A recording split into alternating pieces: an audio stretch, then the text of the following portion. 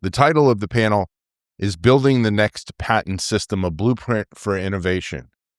So the genesis of this is several-fold. One, in a lot of conversations I've had over the last year or two with Judge Newman, she's planted an idea in my mind. I don't know that she knows she's planted it in my mind, or at least she didn't know until I told her about this specifically. But Judge Newman talks a lot about the Carter administration and the review of the patent system that the Carter administration took part in, and they had committees set up. And ultimately, as we know, that led into the Reagan administration doing a lot of great things with the patent system and creating the Federal Circuit and a unity of IP innovation patent policy led to decades of thriving tech companies' growth in America. And I have long talked about, I think we need a 1952 moment. And I think far too often what happens is we get in looking at, well, what can we possibly accomplish? And what are the vehicles available, regulatory rules packages or bills that might actually get some consideration on the House or Senate floor and maybe even get passed? And then we say, okay, well, what we really need is X, but we can't really ever accomplish X because there's no way to fit X into the current vehicles that are available to us.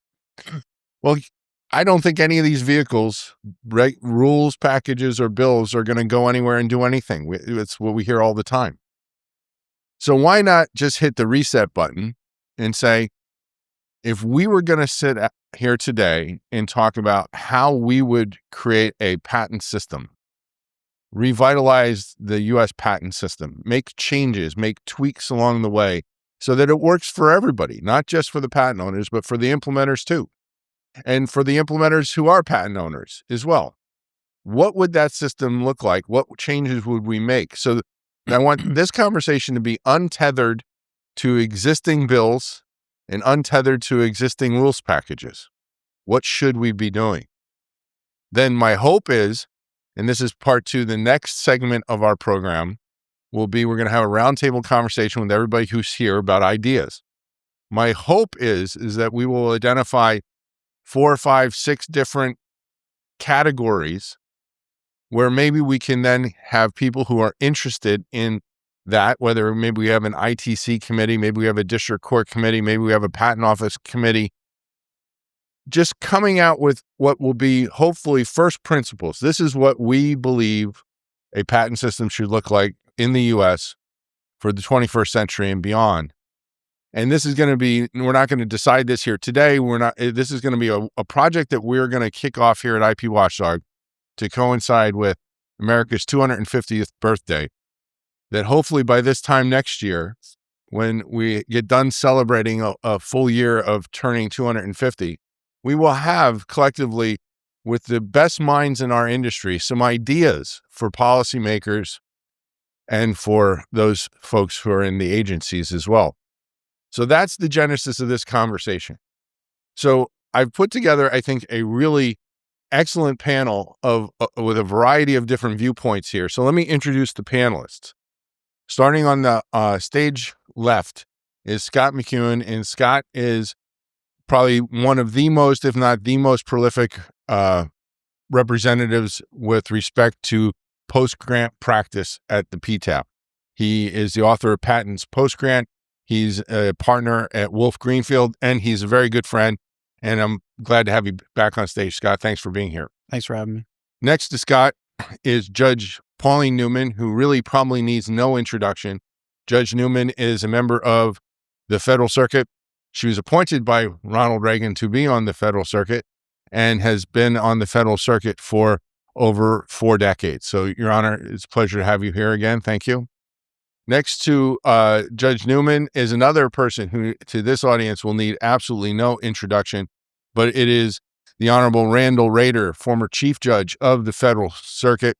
He's been a district court judge by choice, sitting by designation, helping out. He's been on the Court of Federal Claims, was his first assignment, and he is, in many respects, the father of, I think, modern U.S. patent law.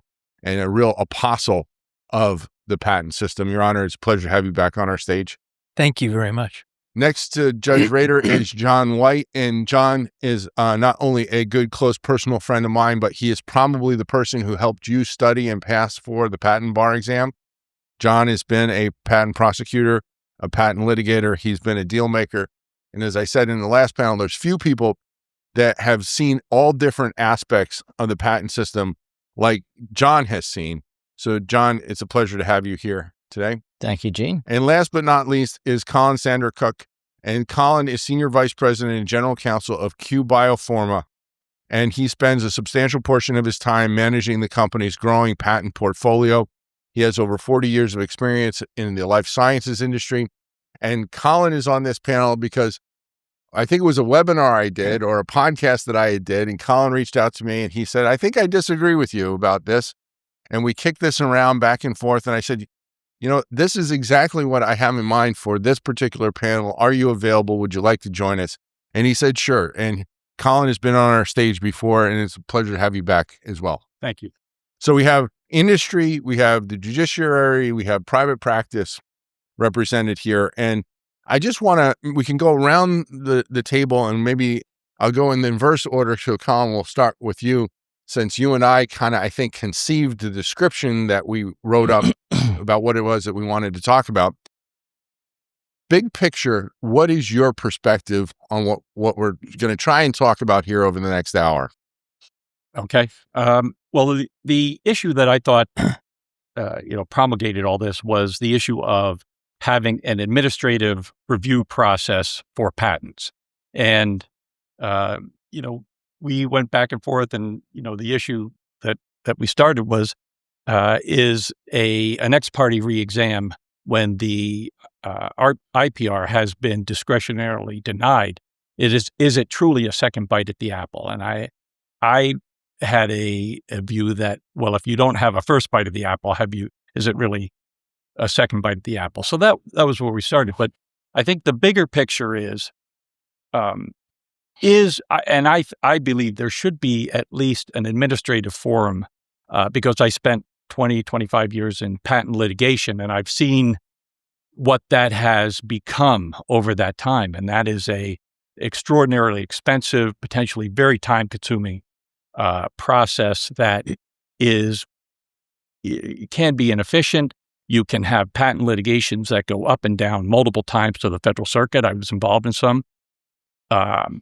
And I think there should be a fair administrative procedure for both patentees and implementers. And so I've thought about how could you possibly improve IPRs. And I think there's enough people out there, and some sitting on our panel, who have had enough experience that can say, look, here's how we can fix it to make it better, more fair for the patentee, and yet be fair for the implementer, and make it a reasonable procedure for both.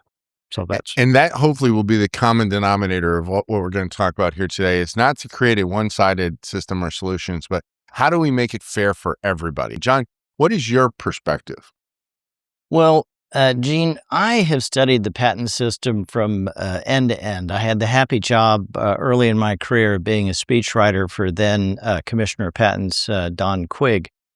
And so I looked at how it began, how it was implemented, all the sine wave moments from beginning to end. And I think Jefferson and Madison got it right. They debated whether a patent system should be included in our Constitution. They decided in favor of it.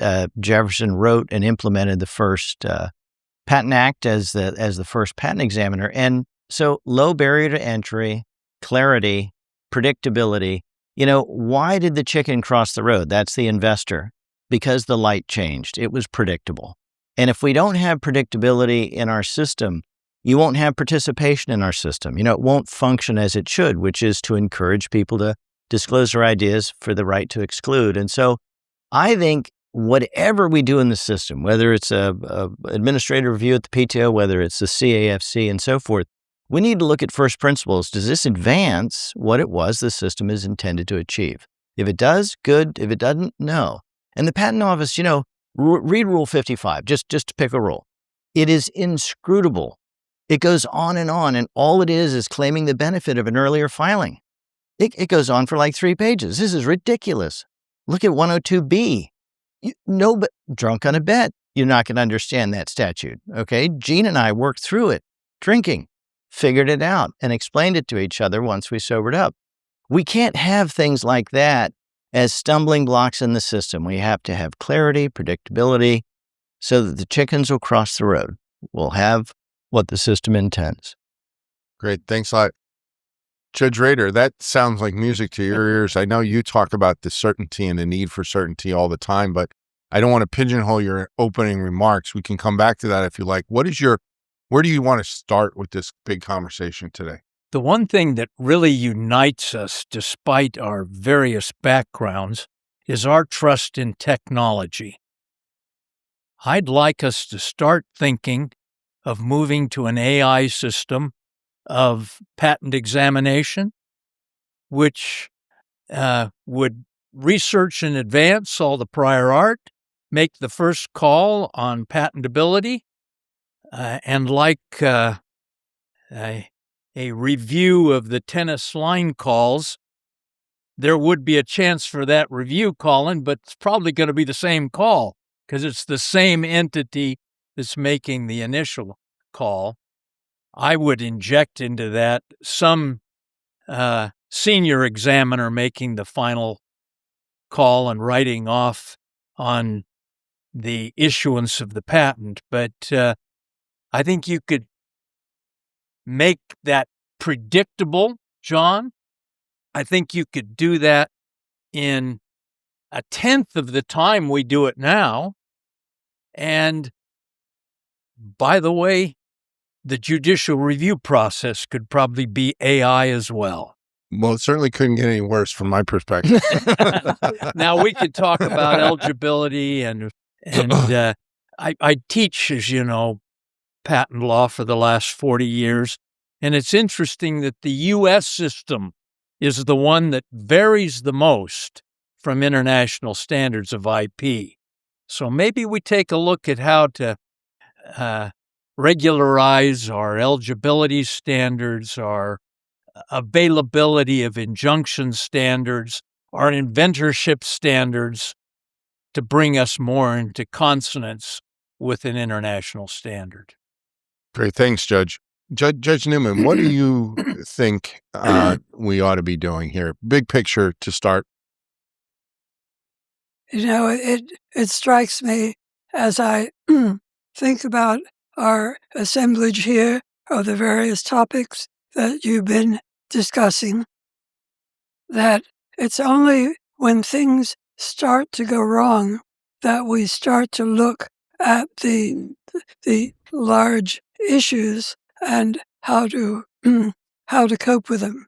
But what has struck me over the years as I've been watching the evolution of technology in the nation has been how science and technological advance seems to proceed in cycles of 2 or 3 decades.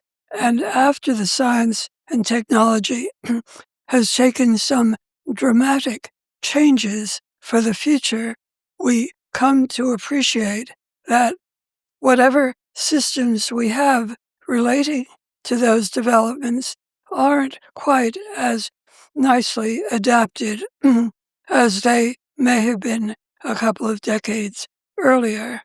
And going back in history, the major changes in the IP laws in general, starting perhaps with the 1951 Patent Act and the precision, the energy that went into that.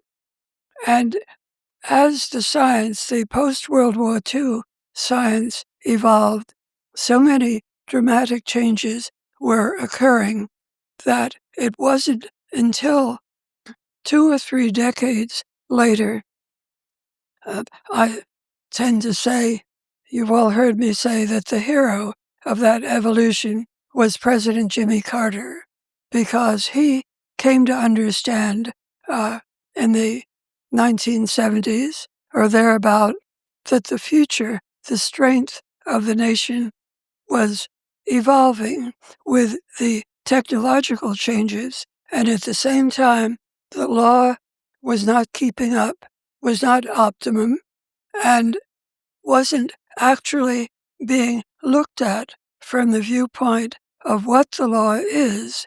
It was being looked at from the viewpoint of how do we cope with it. And that was what I spent the first half of my career doing, was coping with the law, the IP law that came from someplace or other, and not stopping to think, is this the optimum law? So there were some dramatic changes made in the late 1970s under President Carter. We called them the Bayh-Dole Act, the Hatch-Waxman Act, the formation of the Federal Circuit. Hatch-Waxman was 84. Yes, when it was finally enacted, the impetus started in the group of people that had been pulled together to sit together and talk very plainly about what's going on. For example, just thinking of Hatch-Waxman, there was a large concern that pharmaceuticals were too expensive, and what do we do about it? But the idea of the relationship between the development costs of new medicinal biological products and the law as it was evolving was not anything that practitioners really thought they could change until those doors were open. Now, remember that at that stage when Judge Rader and I first met, I was thinking about these things, and he was guiding Senator Hatch in the directions that were appropriate to Hatch's position in the Congress, to think about without limit as to what is new and needed. We made some changes, and we lived with those for another couple of decades.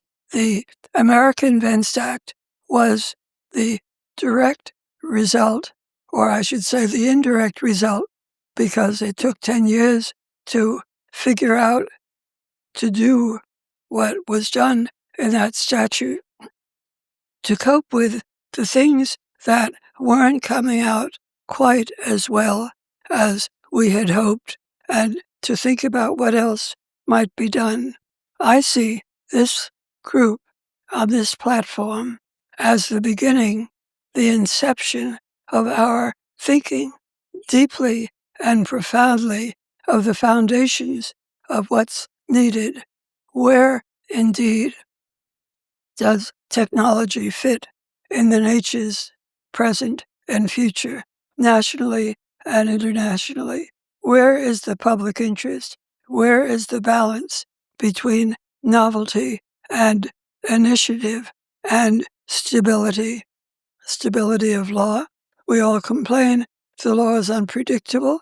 We need to understand why, what is happening to the law, who is making the decisions, what is the role of the judiciary. It seems to me it is changing dramatically because in many ways, not as a matter of design, but as a matter of circumstance, judges are making law that perhaps should be made more forcefully or directly by the users, the practitioners, commerce, the national interest. So to put all of this together and to open these doors is something that goes in cycles in the nation. And I believe strongly that we are again in such a cycle. And the great revelation to me is that change can be made. We aren't at the mercy of hard cases, so-called hard cases make bad law. We all know that. But how do we cope with it? How do we understand? It will take the most profound, deepest understanding of economics, science and technology, international relations that we can muster, but we have those capabilities. To put them together is not impossible. And again, as I see this assemblage to start with, us here, you in the audience, I see this as the beginning of a new era, and I urge us all to think creatively, not to shut out the kinds of changes that pop into our head, but to explore profoundly and thoroughly where the future lies and how we get there. Great. Thanks, Judge. And Scott, your initial remarks. Sure. I don't think we're short on ideas. My concern is timing and our dysfunctional political machinery, right? We've all recognized the problems with 101 for, a decade or more, and we have not been able to get any legislation across the finish line. And we have a situation in this country where Congress is packed with the Hatfields and the McCoys, and everybody takes their extreme corner of the room, and no one agrees, and we get nothing done. And that has evolved into the situation we have today, where individual agencies are starting to drive policy in the place of Congress. And so we end up getting a new system every 4 to 8 years, right, depending upon the political changeover, and that can't be the system. So, regardless of where you are on the spectrum of, you're patent maximalist or somewhere in between or on the other end, we just have to recognize that in order to get some change done, that we have to be honest not only about our system, but the fact that we have evolved not only technologically, but, bringing up Hatch-Waxman and Bayh-Dole, that was a different time politically in this country where Congress, worked together to get things done. So it's, to me, it's the dysfunction.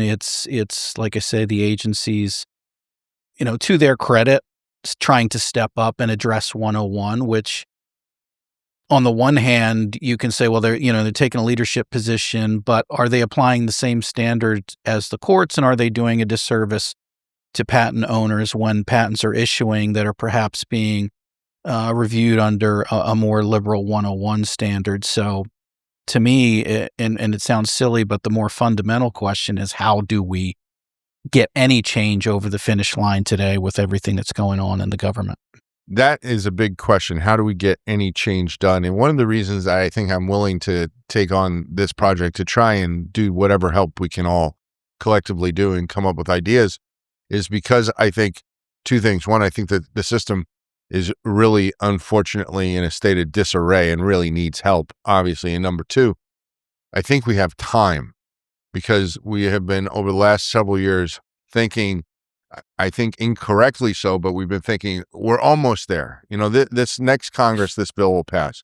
This next Congress, maybe this Congress, it'll pass. Maybe the logjam will be broken. Maybe something will happen.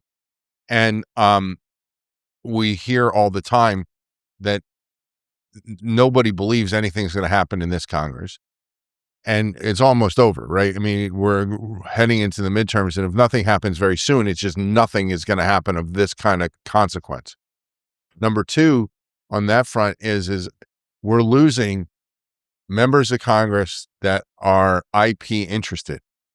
Senator Tillis is retiring. Darrell Issa is retiring. Marsha Blackburn is running for governor of Tennessee. She'll be gone. And you can go on through this. Dick Durbin is retiring. He's been interested in our issues historically, et cetera, et cetera. So there will be, as far as I can tell, no movement on IP issues in the next Congress. There's just not going to be a champion, even though Senator Coons is there and will remain interested because he personally is genuinely interested in our issues. He'll have no partner. There's nobody on the Republican side that anyone can identify is going to step up and be that partner that he would need to even accomplish anything in the Senate. So I think we have, unfortunately, probably 4, 5, 6 years to try and figure this out and put together a package that makes sense. And I want to think about this long term. And That is depressing in a lot of ways, but we got to start somewhere. And I guess my question to you all, and I'll go in inverse order and start with you this time, Scott. If we were to pick one area collectively where you think we could put our brain power together to come up with, say, like 10 first principles that maybe we could try and all agree on, what area would that be in your mind? In my mind, I'd go back to 101. The most fundamental question is, well, what can we patent, right? And we've had hearings and 60, 70 different people testifying before Congress, academics, private practice. Everyone seems to recognize that the system just doesn't work. The case law has gotten unwieldy. We have important medical diagnostics and different AI technologies that don't quite fit into clean boxes in some of the older case law. So it seems like a good point in time to just hit the reset button, to use your analogy, and come up with something that's more simplified, that's predictable, that industry can look at and understand without, reading all of, decades of jurisprudence on 101. Well, what is patentable? And if I'm forming a business, if I'm going into a business, what are the possibilities in terms of IP protection, liabilities, et cetera? To me, that's the most fundamental question, is what can you patent? Okay. Judge Newman, if there was one area where you think we could collectively come up with positive influence, where would you focus our energies? I agree completely that the unpredictability, the uncertainty, the unreliability of the law is the greatest current problem. From time to time, sometimes at an end of court or in casual conversation, someone will confess to me that a particular possible evolution in technology was not being pursued because of the uncertainty of whatever rights, commercial rights, might follow, the extraordinary cost of litigation to try and secure your rights, the amount of time it takes to litigate.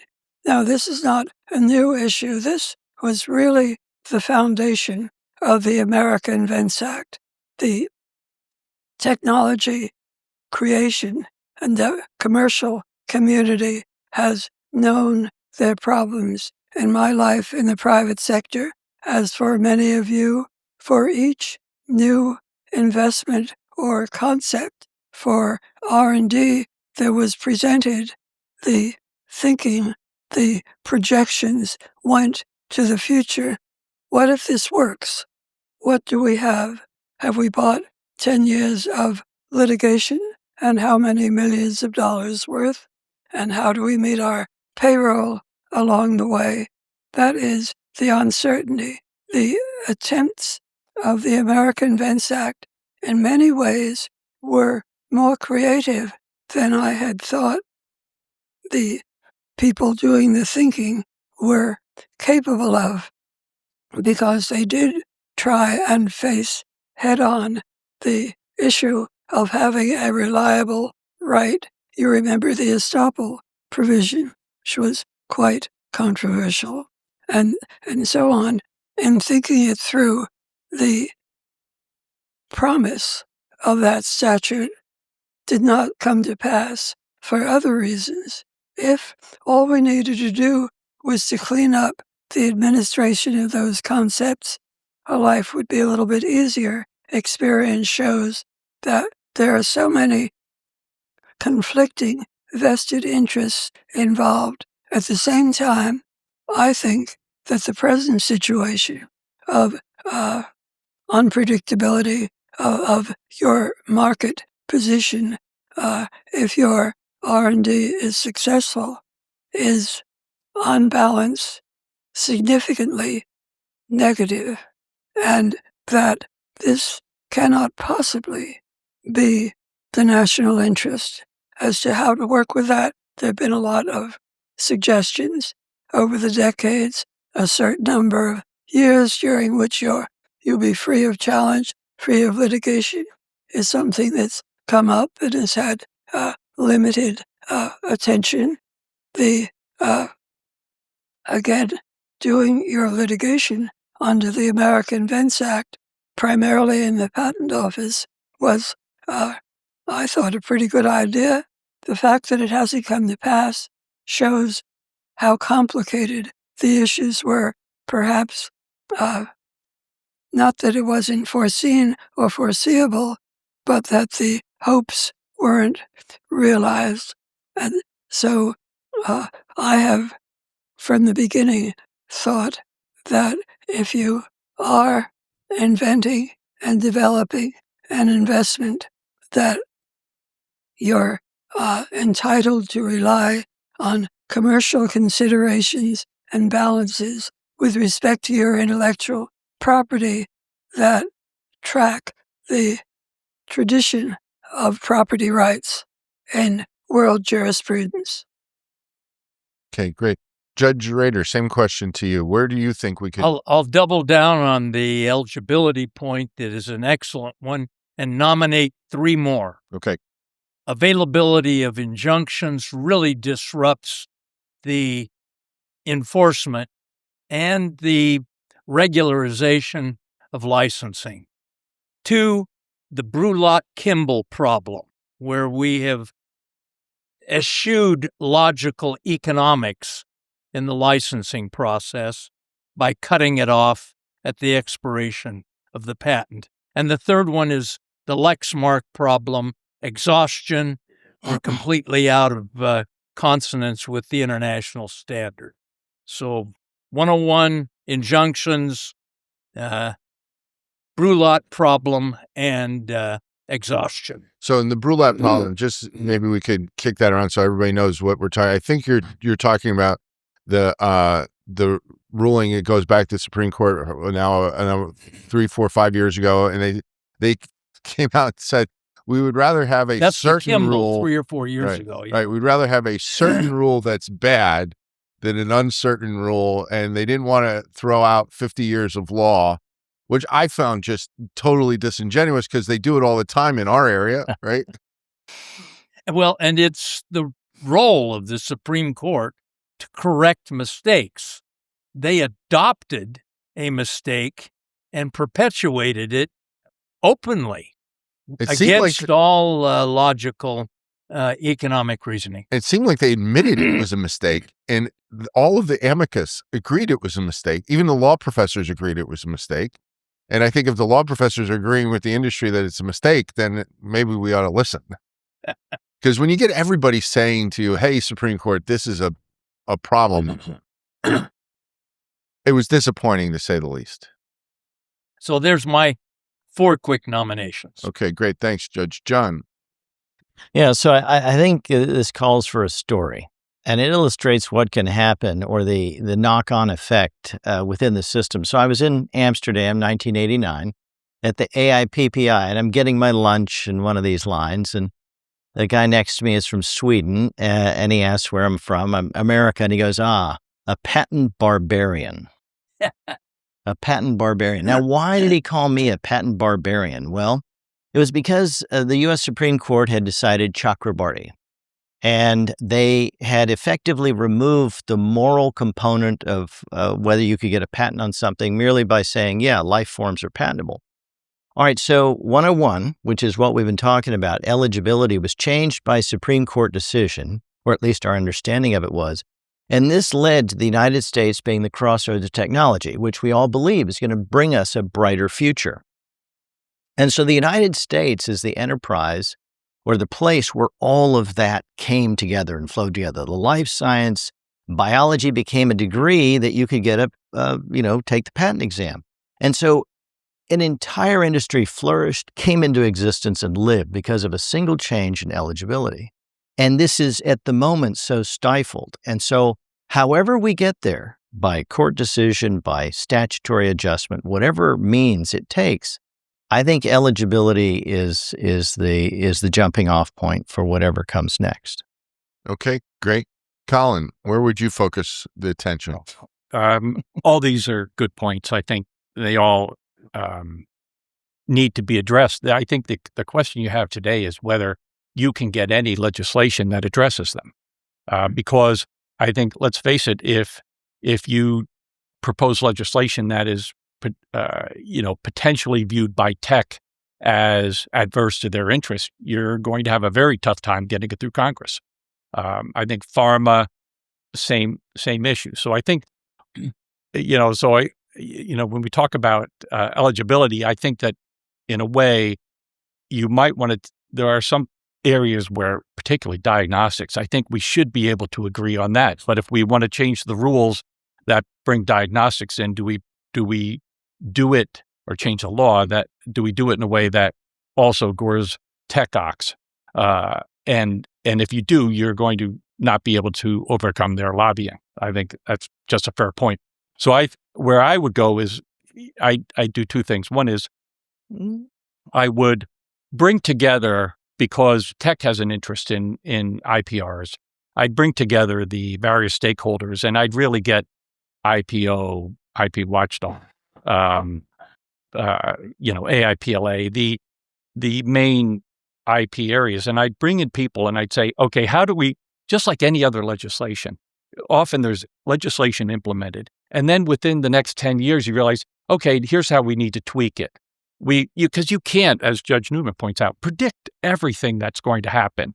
And of course, it's the nuances where we've seen problems. And I really tried to figure out, how do we make, what can we do where people can agree that we can bring in we can make it more fair to everyone, including the patent owners.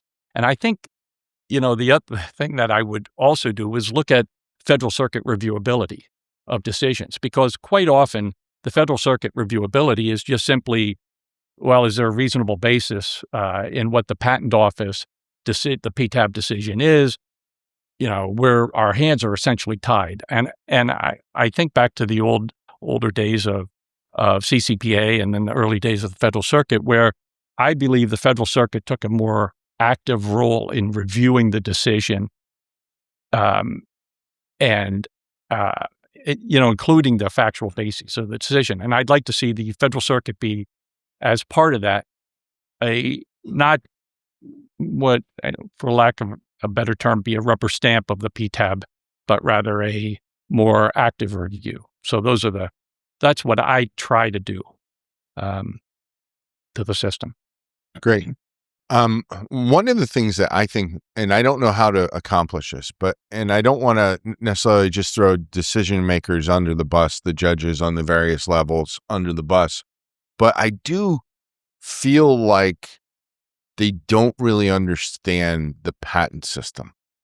Even judges that see these issues all the time, I think, don't understand how the patents are used by companies. They don't understand why they matter, right? I mean, a patent matters to a SME, for example, or a university or an individual in an extraordinary way because of investment and what they can do with that. And when the patent property right itself is in question, then you have no asset. I mean, the nice thing about a patent is I'm investing in a startup company that's got sexy technology that may or may not ultimately go anywhere. If at the end of the day it doesn't go anywhere, it's not the same as having gone to Vegas and put it all on black and the wheel turn up red. Because in that scenario, I've lost everything I put on the table. Whereas if I invest in NewCo based on their exciting technology, and it doesn't go anywhere, there's at least some assets there remaining that I can still own as an investor and try and recoup some of my investment as a hedge. And I feel like there's a lot of judges don't understand that. And then I also, once upon a time, and Judge Rader and Judge Newman, you have been great at coming to our events. So is Judge Michelle, and I know you go to other events and you talk with attorneys all the time. Not in an inappropriate way, but in an appropriate professional setting like here or many other organizations. I sense that a lot of judges aren't doing that anymore. And it feels like there's a shift in the philosophy, like they need to step back from the industry, step back from the profession, and not and be above it all, so that there's nobody looks at them as being compromised or too closely aligned with the industry or whatever the case may be. But by doing that, they become cloistered. I've invited, and I've given up. I have invited the federal circuit over and over and over again to come to our events. The judges, their clerks, their permanent clerks, their law staff, and I haven't had anybody take me up on that. And I have had district court judges take me up on that. I have had district court judges come with their clerks, come with their their law clerks, come with their interns. And I think that is something that we need to encourage more of, not less of, is them being a part of the community. And so that's a process thing that I don't know how we tackle that, but I think we need to deal with that. And number two, which was wrapped up in my answer, is property. I think some simple changes to the law to say that patents are property, not have attributes of personal property, because that's gotten us nowhere anymore. Now that means it's a government franchise, which I don't know how you get there from the language. But patents have to be viewed as property. You have to be investable. And if they're not investable, then you can't spend the billions of dollars in many instances that are necessary to carry these innovations to the market. So anybody have any reactions to that aspect?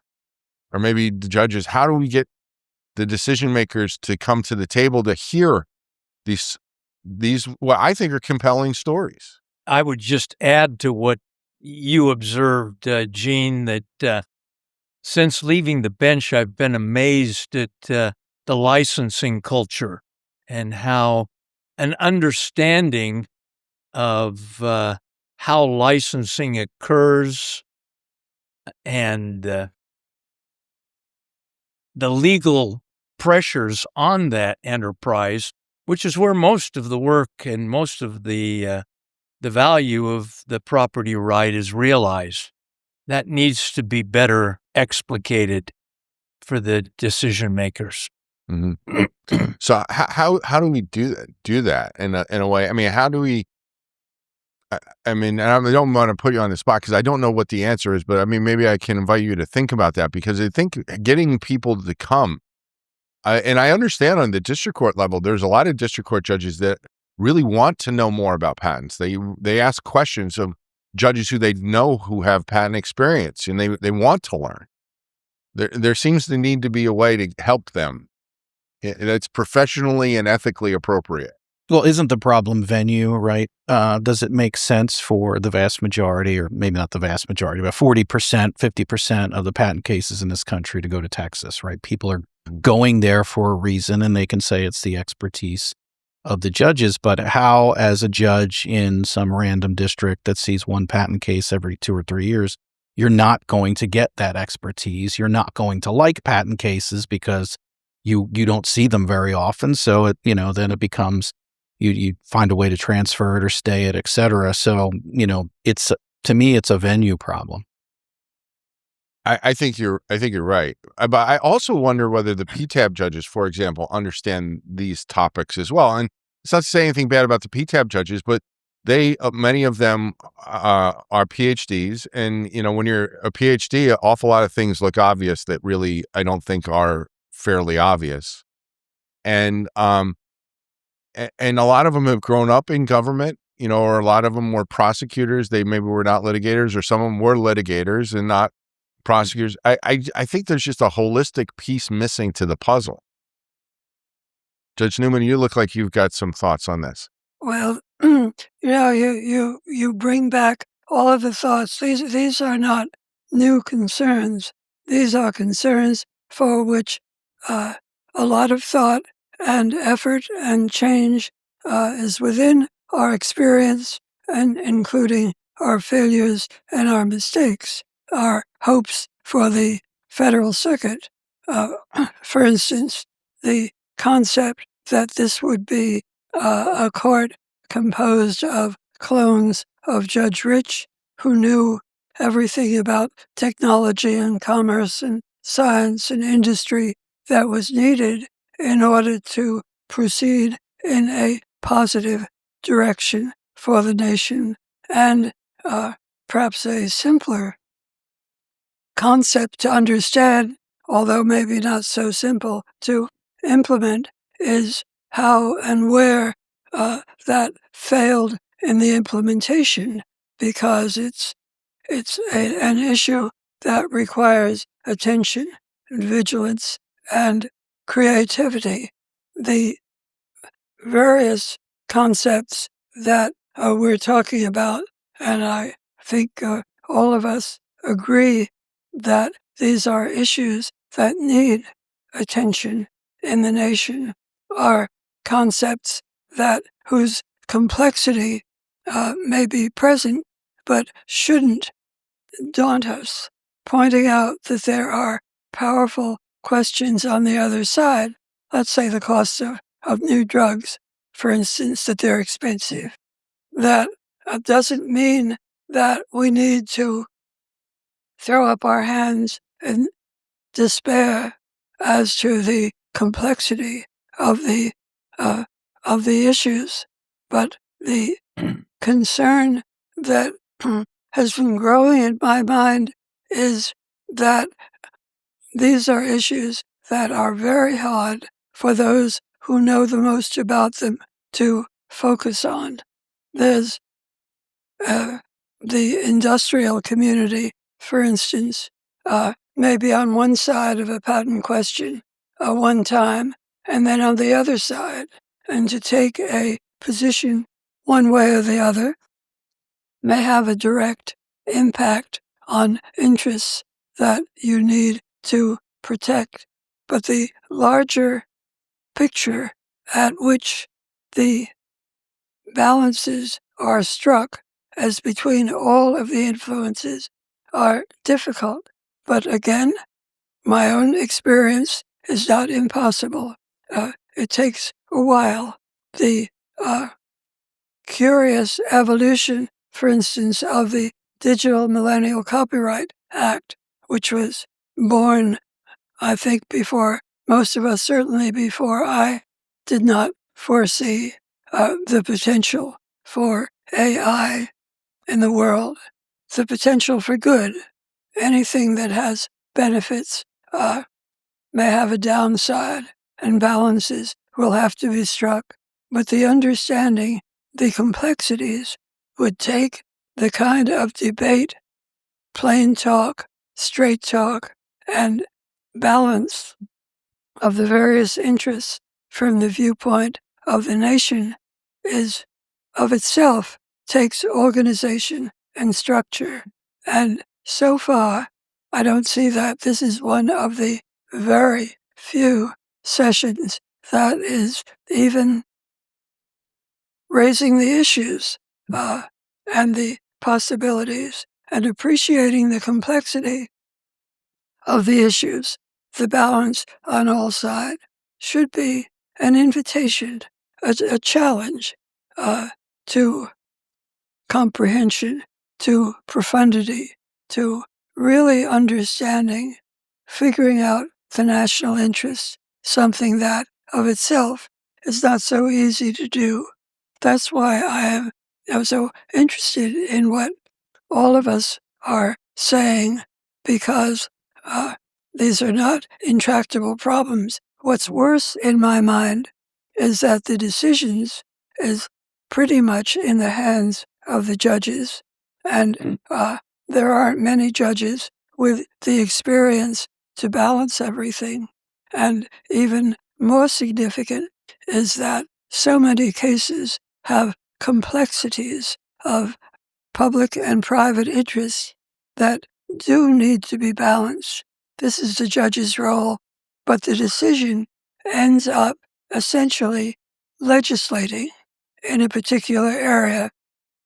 Statements that then will be taken out of context by litigators as well as other judges, and before you know it, the entire balance, such as what's happened to injunctions in our body of law, the few cases which deemed that injunction was improper for any of a variety of interests has spawned generalizations that, even though we all know that predictability and stability is in order, doesn't always come out right, and in fact is a negative, perhaps a disincentive to investment, perhaps an injustice all around that needs to be coped with. The balance between judges as adjudicators and judges as legislators is something that philosophers have been talking about for a long time, raising and defining the issues, but finding it very hard to come up with an appropriate solution. Again, the American Vents Act was supposed to provide solutions to a lot of questions that hadn't really been coped with. That is, the difficulties of judges, district judges, and appellate judges to comprehend the implications of many technological advances so that the resolution, so that the answer serves the nation. And then, of course, understanding what kind of service is appropriate. So it's not simple, but it's not impossible. So the one thing, and we've been talking for a while, but that nobody has raised, I don't think directly at least, that I would like to see discussed is if we're going to try and offer suggestions about a patent system for the future for America, could we define roles and lanes that people need to stay in? Because it seems to me that, you have the district courts deciding validity, you have the ITC deciding validity, you have the PTAB deciding validity, then you have the Federal Circuit reviewing all of them using different standards. And we, as predicted, we don't see it as often as I thought might happen, but we have seen it, where a patent, same claims are valid based on coming up to the Federal Circuit from one chain. Same claims are invalid because they came up from a different forum using a different standard. It was easy to predict that was going to happen, and luckily it hasn't happened as much as I feared it would, but it has, and it shouldn't. So it would seem to me that one of the things, if we're going to try and streamline and create efficiencies and make more certainty, there needs to be a Federal Circuit or some decision entity at the top. Always needs to be somebody at the top deciding, have the final word. But then the folks in between, below that, should be working together, not against each other. Not like in a race to have, a race to get to Judge Albright's courtroom so the PTAB doesn't get it, or a race to get to the PTAB so that, Judge Gilstrap doesn't get it, or a race to file a DJ in the Northern District of California so then there won't be jurisdiction in Texas. That gaming of the system, I think, is going to happen whatever we wind up doing. But I would think we could come up with a much better system that is harder to game, and the gaming occurs around the edges, not in midfield. Anybody have thoughts on that, Colin? Well, I mean, the one thing, I know this panel's not talking about what we do with the judiciary, but the one thing has been the concept of, having dedicated patent courts. I mean, could you create a series of 4 or 5 dedicated patent courts where the judges are patent judges and, are patent friendly or patent knowledgeable judges, and they're the ones who decide it, and then the Federal Circuit reviews it. And so you could certainly consign to them, for example, issues of validity, issues of infringement, and the ITC, how you would balance that and how you would balance the PTAB. But I think that one solution potentially is to have a much more, kind of like we did with the Federal Circuit, one reviewing court that's knowledgeable on patents, have particular patent courts. That would be a pretty major change, but it certainly is an idea. And I think you can work it. And the way that it has failed in the past is people say, oh, well, you have a right to a jury of your peers, and if you're in California, you shouldn't have to go to DC for litigation. And that, what if you had 4 or 5 district courts across the country And if, like for lack of a better way, shorthand way to say, if you're in the Pacific time zone, you have to litigate in Northern California or in the Central District of California, wherever. And if you're in the Central time zone, you're either in Chicago or you're in Texas. And if you're in the Eastern time zone, then maybe the court is here in the DC area, or maybe it's up in New York City. But if you had these courts around the country, you could still have juries of from their quote unquote peers in various locales. And I think it would certainly be better. I think the patent office, the PTAB, could play a role in all of this. I mean, why not have the experts in the first instance look at the patents and then provide the way that you would to the bankruptcy judge does to a district court judge? This is the way I view this case.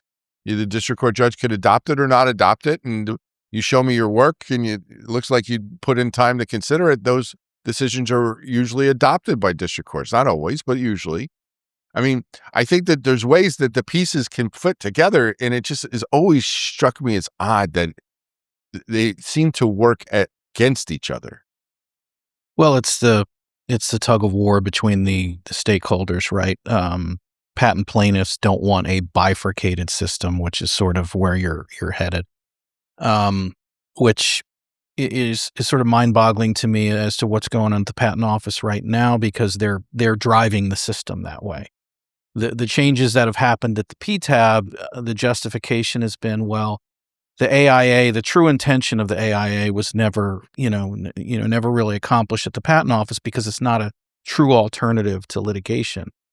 Well, if litigation is increasing, and this is your argument that the AIA isn't a true alternative, what's the obvious fix? So that's right. They're in this car 100 miles an hour heading into that brick wall, but it's, for now, it's a good proxy argument to unwind the AIA. But, the short answer is certainly we could have a system where, there's some form of bifurcation or some form of estoppel that shuts down the other. And that's exactly what the director is doing right now. If there's a patent that's being litigated, if there's a decision on validity, not even up at the appellate stage, he will shut down the PTAB. So this is a policy determination that you would normally expect to come from Congress is now coming from the agency, which sort of gets back to my earlier point of now every time we have a new administration come in, we're going to have a different system. So if we are going to make that determination, it needs to be done, legislatively, and the stakeholders have to line up on it, which probably isn't going to happen. Judge Rader, thoughts? We tried a patent pilot program, as you recall, maybe a decade and a half ago, and the one fault of it was it wasn't funded. The idea was to give a law clerk or two with technological background to the courts that would have the patent assignment. If that had been done, there might have been a better chance for success in the system you were suggesting. And it strikes me as just penny wise or pound foolish, because we're talking about an extra clerk or two is what caused that whole thing to unravel.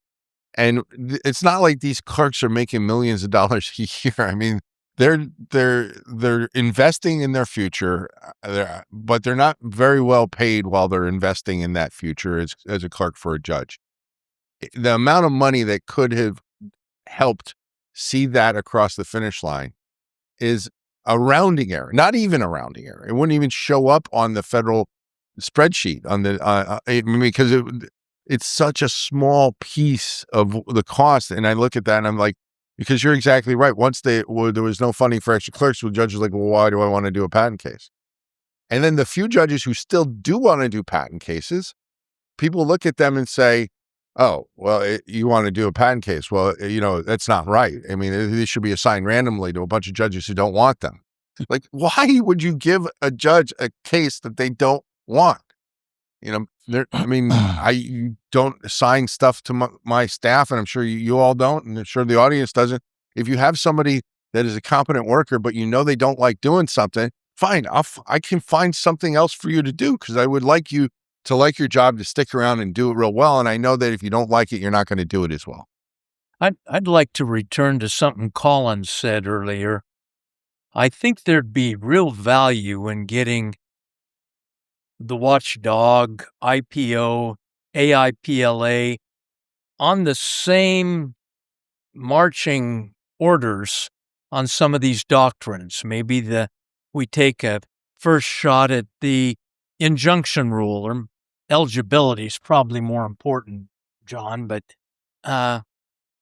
and get a united position, and every time it arises, district court, PTAB, federal circuit, particularly Supreme Court, there's a unified and resounding drumbeat. I think that's a good idea. I think that's the only way you can get legislation through, is if you have the major organizations all saying the same thing to the Congress.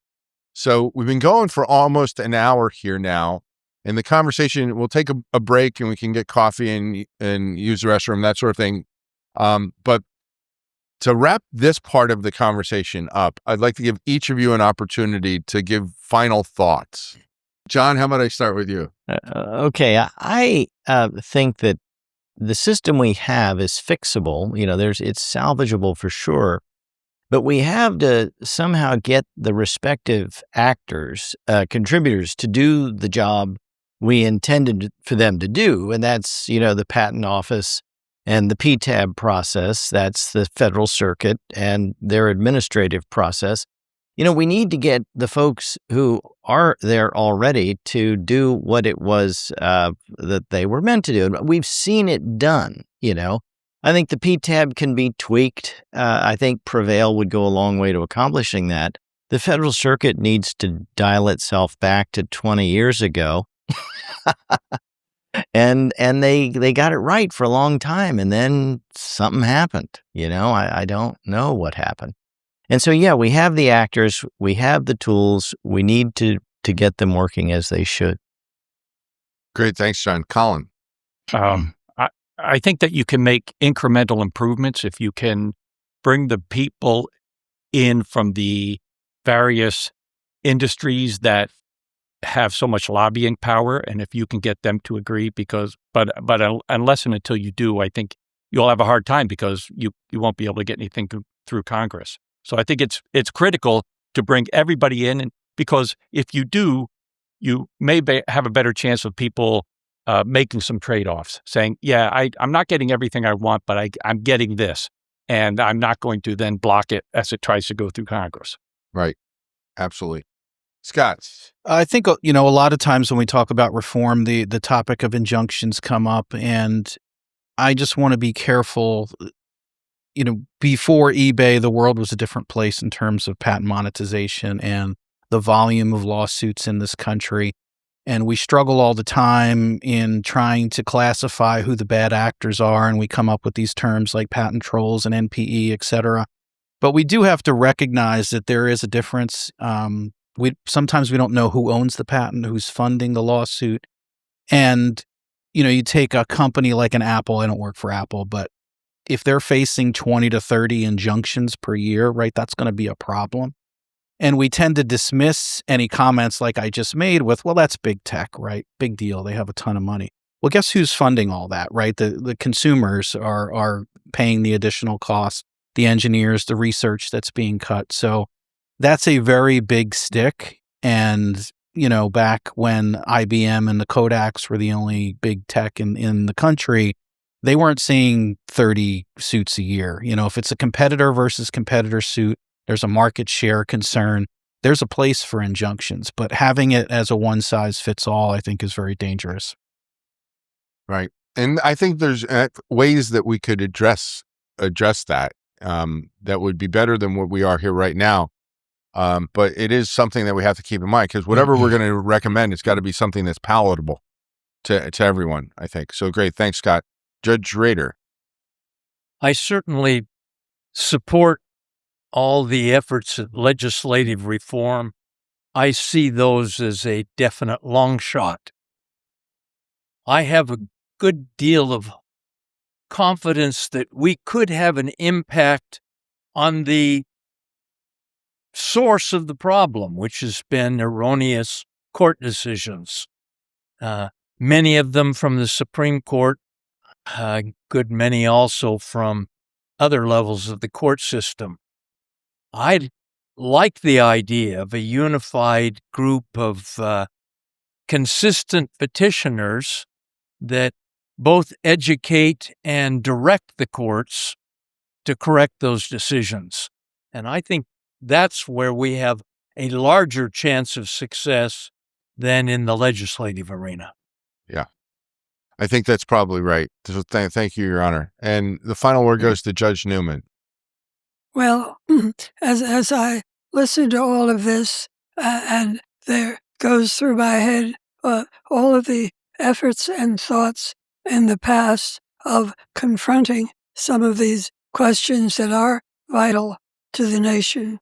And it occurs to me that it's not only not impossible, it's feasible, and there is a groundswell of support we can draw upon for people who understand how the system works, where the public and private interests are, and can bring all of this out. And it occurs to me, and this is where I now go back to President Carter, because at the highest level in the nation, they brought together the leaders, the agreed leaders in the nation of the thought of every viewpoint, every interest, every angle that you can think of, and put them all together in the same room to argue for a couple of years, make sure that every interest was exposed, because there were balances, compromises, and resolutions after this exposition that just didn't exist in the beginning. And the exercise of forming such a group, again, I agree, it's not easy if it doesn't come from the executive branch, possibly the legislative. It seems to me that it's extremely unlikely to come from the judiciary, although at one time I thought that this can be the focus, the shortcut to getting everything right. I realize now that that was an extraordinary oversimplification. But we must take on the approach of doing things better, because they're not ideal. We all hear about inventions not made, projects not pursued, payrolls not met, laboratories not continued, that do not serve the nation, and with further exploration and support through our structure in the nation, that could be affected. So I see this assemblage and the profundity of what each of you has stated as we appreciate the difficulties. But if it's too easy, we'd be bored. So I encourage us to take on this deep thinking and the understanding that it may be a little harder, but it's not impossible. Great. I think that's right. I think we're not going to be bored. This is not going to be easy. This is going to be something that's going to require a lot of mental energy and commitment. And I'm happy to help undertake that and facilitate that. Thank you for that great conversation today. We appreciate it. Thank you. Thank you.